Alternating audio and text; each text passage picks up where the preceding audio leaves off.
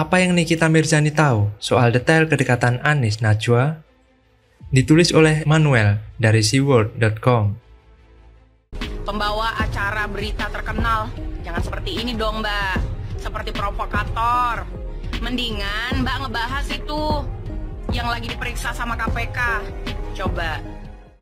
Jangan suka memprovokasi dengan bahasa-bahasa smart kamu. Udah tahu netizen Indonesia ini banyak yang sulit hidupnya, banyak yang terguncang karena COVID, akhirnya tidak punya pekerjaan, banyak pengangguran. Paling gampang diisi otaknya tuh sama bahasa-bahasa yang kayak begitu. Janganlah kita sebagai orang yang dilihat sama masyarakat banyak memberikan edukasi-edukasi yang menyesatkan masyarakat Indonesia. Najwa ini memang dikenal agak nyinyir ke banyak kebijakan pemerintah. Ya kan, katanya jurnalis, Pak. Ya memang salah satu kerjanya adalah mengkritik pemerintah. Ya, tapi ada kesan, dugaan bahwa Najwa ini pilih-pilih kalau mau mengkritik atau bahkan melakukan investigasi jurnalistik. Kalau kawan dekat, meskipun gubernur Jakarta misalnya, nggak akan disenggol-senggol kalau ada dugaan pelanggaran korupsi misalnya. Nikita Mirzani seminggu belakangan ini sangatlah keras dan vokal menyerang jurnalis TV terkenal yang pernah jemput bola ke Singapura menemui si Novel Baswedan yang merupakan pendukung Anies Baswedan saat matanya ditetesi air keras. Nikita yang kita panggil dengan sebutan Nyai ini menjadi sosok yang lagi memviralkan konten di Instagramnya, baik dari fitur IG Story dan IG Feeds-nya dalam mengkritik dan nyinyir ke Najwa Shihab. Belakangan ini dia semakin tajam dan mengait-ngaitkan antara Najwa dengan Anies. Apa yang Nikita Mirzani tahu? Apakah ada informasi A1 yang ia miliki soal kedekatan Najwa dan Anies? Saya menduga Nikita Mirzani tahu banyak soal mereka berdua karena kelihatan banget bahwa Najwa diam seribu mulut mengenai Formula E. Selengkapnya, beberapa tahun ini kita tahu bahwa Najwa Shihab ini adalah sosok yang begitu tidak suka dengan koruptor. Dia tidak suka sama aksi-aksi dugaan korupsi.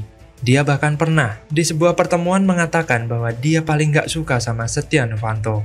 Kalau tidak salah di Australia, dia bertemu dengan para mahasiswa menceritakan ketidaksukaannya sama aksi-aksi dan tindakan-tindakan korupsi yang membudaya di Indonesia. Bagi saya itu adalah hal yang baik dan justru harus kita dukung. Tapi kok sepertinya yang dilakukan Najwa ini seperti tebang pilih ya, orang-orang dekat Jokowi saja yang disikat. Tapi kalau Anies dan dugaan kecurangan dan penggelapan pembayaran dan juga kelebihan bayar didiamkan ya, apakah ada apa-apa? Atau karena sudah ada sesuatu yang tidak kita ketahui terjadi antara kedua orang ini? Saya kira publik harus mendapatkan jawaban, karena ketokohan Najwa Shihab ini menjadi sangat kuat mengenai perlawanan terhadap korupsi. Selama ini kita mengetahui sosok Najwa ini penting dalam dunia jurnalisme, tapi belakangan ini sinarnya meredup dan tidak terlalu banyak orang-orang yang sadar akan hal ini. Namun ini disadari secara jelas oleh Nikita Mirzani. Nikita Mirzani bicara seperti itu bukan tanpa alasan tentunya. Kenapa mendadak ribut? Saya cukup yakin Nikita bisa berbicara seperti itu karena ada sesuatu yang ia ketahui. Masalahnya sampai sekarang, dia baru berbicara soal Najwa dan Anies beberapa hari ini. Apakah rumor selama ini memang betul bahwa ada kedekatan antara Najwa dan Anies, si gubernur rasis dan mau bermimpi jadi presiden? Kadang saya berpikir bahwa Nikita Mirzani memang benar dan ada sesuatu yang bau ikan alias smell fishy. Tapi saya berharap Najwa nggak pernah jadi orang yang dukung gubernur radikal yang mempermainkan agama. Nikita Mirzani gaspol, jangan berhenti, bikin sampai Najwa bereaksi. Jadi, bagaimana menurut Anda? Bobroknya rezim mangkrak. KPK bongkar lagi kasus korupsi di era SBY. Dana 116,8 miliar rupiah untuk pedagang kecil melayang. Ambyar. Perkara dugaan tindak pidana korupsi terkait penyaluran dana oleh lembaga pengelola dana bergulir koperasi, usaha mikro, kecil dan menengah atau LPDB KUMKM di Provinsi Jawa Barat yang diduga merugikan negara senilai 116,8 miliar. Satu persatu kader partainya masuk penjara karena korupsi. Nggak yang cewek, nggak yang cowok, mereka nggak malu-malu untuk merampok harta negara.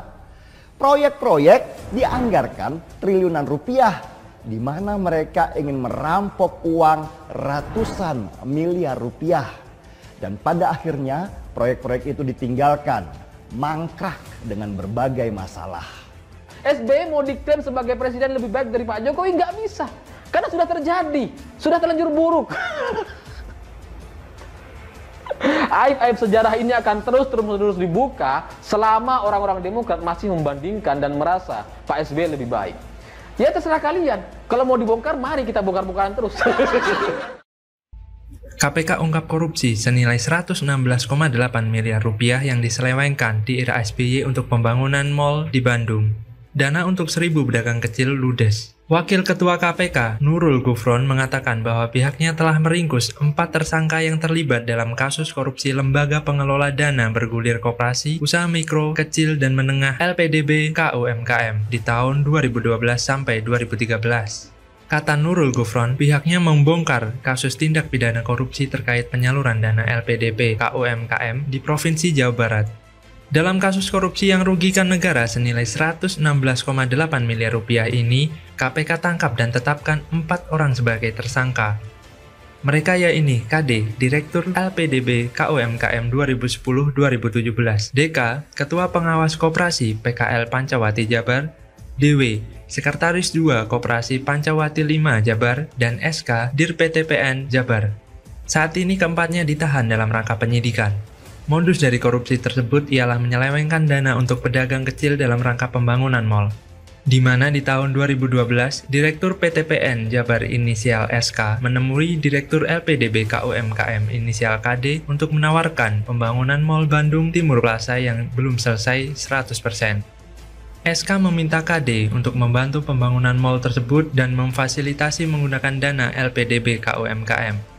Kemudian KD menyetujui permintaan SK untuk mendanai pembangunan mal tersebut.